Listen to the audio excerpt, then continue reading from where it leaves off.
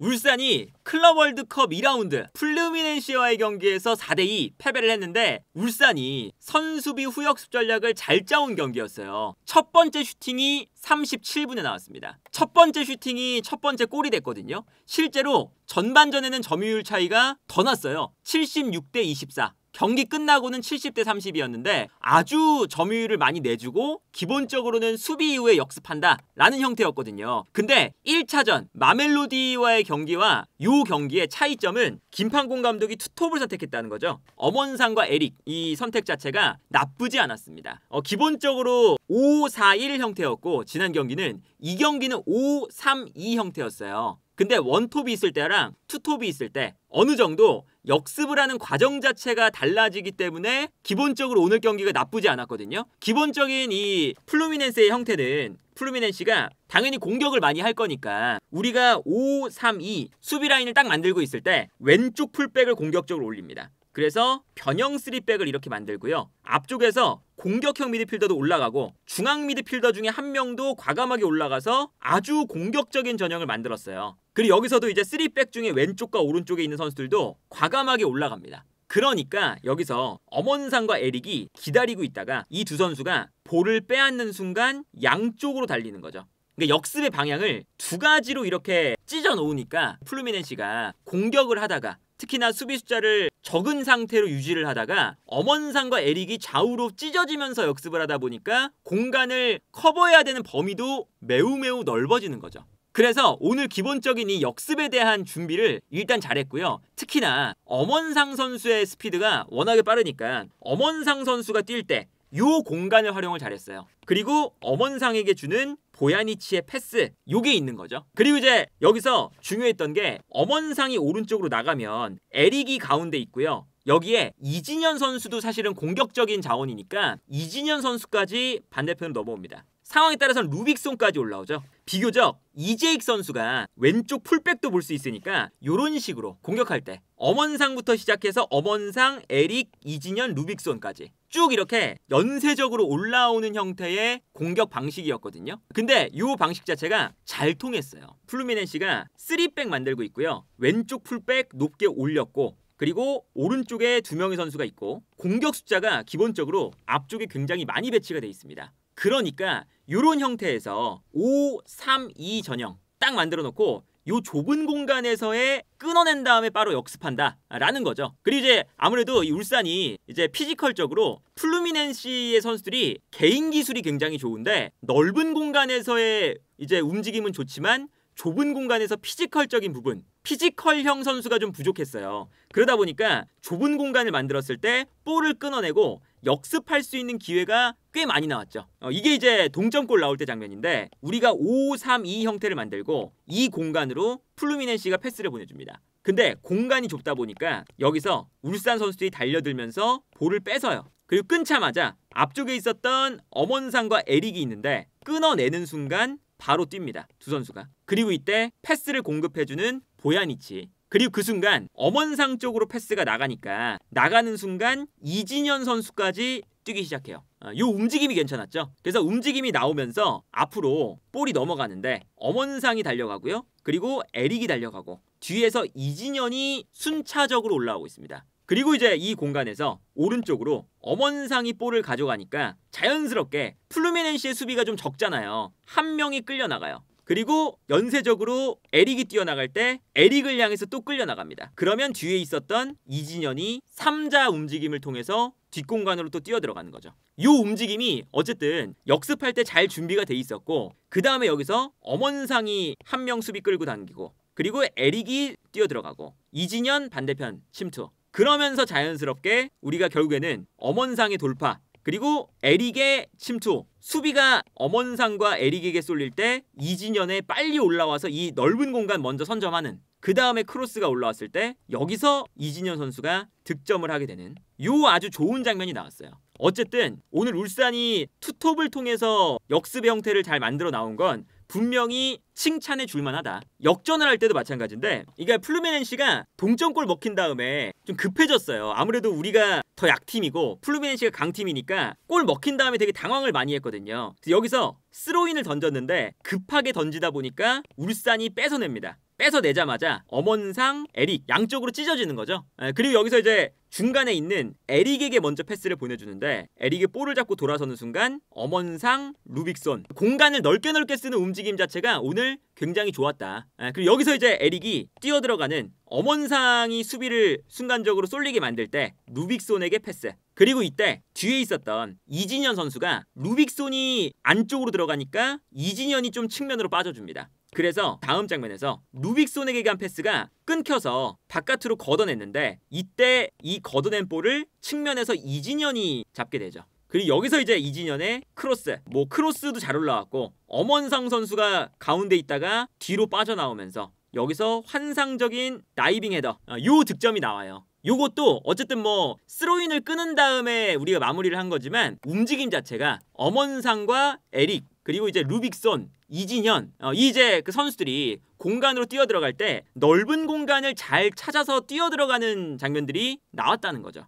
이것도 이제 5, 3, 2 딱 수비 전형 만들어놨죠. 그리고 이제 플루미넨시가 급하니까 공격 숫자가 되게 많아요. 모든 선수가 다 올라와 있어요. 근데 여기서 우리가 끊어내자마자 앞쪽에 엄원상한테 갑니다. 그리고 엄원상이 떨어뜨려 주니까 이진현 선수가 올라오고 있어요. 그러니까 아까 말씀드렸던 것처럼 엄원상, 에릭 그리고 미드필더 라인에서는 이진현까지 올라오는 거거든요. 그래서 이진현이 오히려 이번에는 엄원상이 떨어뜨려 준 볼을 가지고 올라갑니다. 이때 반대편에서 루빅손, 오른쪽에서 에릭, 또 경기장을 넓게 쓰죠. 그리고 공간 자체가 플루미넨시가 엄청 넓어요. 그래서 이 공간으로 뛰어들어가는 에릭에게 먼저 패스. 그리고 에릭이 이제 측면으로 뛰면서 넓은 공간으로 움직이고요. 측면 공간을 무너뜨린 이후에 에릭이 볼을 잡으니까 바로 이선 침투를 들어가는 선수들. 그 다음에 여기서 이제 공간이 안 나오니까 에릭이 측면으로 나갈 때 순간적으로 앞쪽에서 이진현 선수가 요 뒷공간으로 뜁니다. 그래서 이진현이 이번에는 뒤로 돌아뛰어서 측면 공간을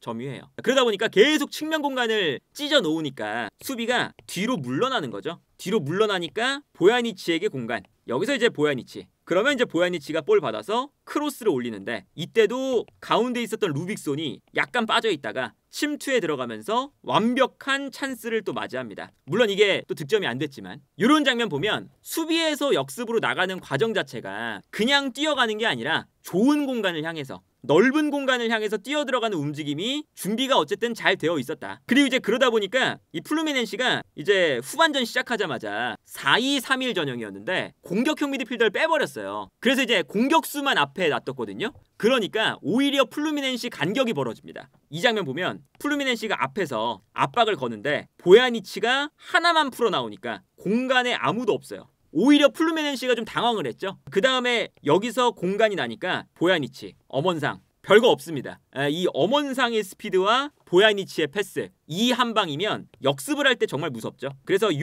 퀄리티가 기본적으로 클럽 월드컵이라는 큰 무대에서도 통한다라는 것을 보여준 거예요. 그래서 엄원상 뛰어갈 때 보야니치 패스 이 패스 한 방에 그냥 뒷공간 완전히 무너집니다. 그래서 1대1 찬스. 물론 여기서 이제 수비가 달라붙으니까 엄원상 선수가 순간적으로 한번 방향 전환한 다음에 여기서 이제 슈팅이었는데 골로 연결이 안 됐죠. 요게 이제 좀 아쉬웠다. 그리고 기본적으로 이제 플루미넨시가 울산이 역습을 굉장히 잘하고 플루미넨시의 아까 말씀드렸던 것처럼 피지컬이 되는 선수가 좀 없었어요. 그러다 보니까 우리가 오히려 간격 안 주고 완전히 수비적으로 딱 내려앉아 버리니까 공간을 못 찾고 역습을 많이 허용하는 그리고 역습에 있어서 준비도 잘 돼 있고 엄원상의 스피드 요게 이제 있으니까 울산이 우세한 경기가 됐어요. 오히려. 그런데 그 문제는 뭐냐면 울산이 K리그에서도 이제 계속 문제가 되는 게 K리그에서는 사실 이런 역습 경기를 안 하잖아요. 볼을 점유할 때가 많은데 결국에는 본인들이 볼을 가졌을 때 미스가 좀 많이 나오죠. 그게 이제 좀 문제 중에 하나로 지적이 되잖아요. 근데 오늘도 오히려 수비는 잘하고 울산에서 실수가 나와서 문제가 생기는 경우가 굉장히 많이 나왔습니다. 간격이 정말 넓어요. 앞쪽에 에릭, 엄원상이 뛰어나가는 거 그리고 미드필더 라인도 앞쪽에서 경기장을 넓게 씁니다. 의도적으로 좀 넓게 쓰는 면도 있었거든요. 근데 간격이 너무 넓어지니까 보야니치 아니면 이진현, 고승범 이 미드필더 라인에서 선수 한 명 한 명을 붙잡기가 굉장히 수월한 형태가 돼요. 그래서 간격이 넓어지니까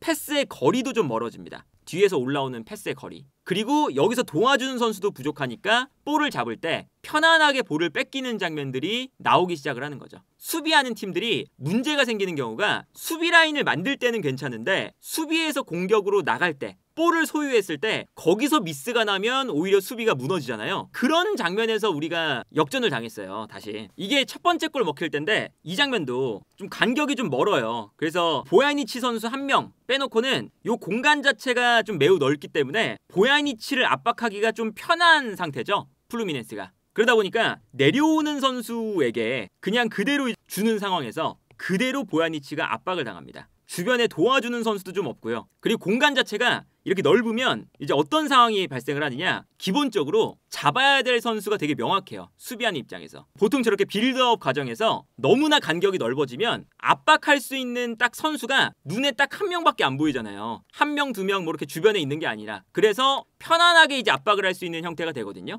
그러다 보니까 볼을 받는 순간 보야니치가 도와줄 선수도 없고 주변에서 압박을 강하게 받다 보니까 여기서 볼을 뺏깁니다. 그래서 위협적인 바로 이제 공격이 되니까 어쩔 수 없이 여기서 반칙. 그 다음에 여기서 프리킥으로 실점을 했죠. 이 프리킥 자체도 엄청 좋았지만 일단 기본적으로 저 공간에서 볼을 뺏긴 게 잘못이었고, 두 번째 골 먹힐 때도 어떤 거였냐면 울산의 간격이 되게 멀어요. 수비와 공격의 간격이 머니까 여기서도 앞쪽으로 달려가는 이진현 선수가 있었습니다. 근데 공간이 넓으니까 뒤에서 수비가 따라가는 거죠. 이진현 선수만 따라가면 돼요. 넓은 공간에서. 그리고 여기서 울산이 또 압박을 당하니까 압박을 당하는 와중에 여기서 미스가 나오죠. 따라오는 선수, 앞에서 눌러주는 선수 순간적으로 당황을 해서 패스를 잘못 줬어요. 이 공간으로. 그러면서 여기서 이제 미스가 나니까 볼이 끊겼고요. 끊기니까 울산이 볼을 가지고 나가다가 끊기면 수비 라인이 무너지면서 공간이 많이 날 수밖에 없어요. 그러다 보니까 여기서 측면으로 편안하게 패스, 공간 그대로 허용하고, 그리고 이제 수비 라인이 무너져 있는 상태다 보니까 플루미네시가 공격을 할 때 모두 다 휘둘릴 수밖에 없죠. 그래서 수비 라인이 완전히 다 내려가서 수비를 만들려고 허겁지겁 내려올 때 미드필더 라인과 수비 라인의 거리가 멀어지면서 여기에 공간이 납니다.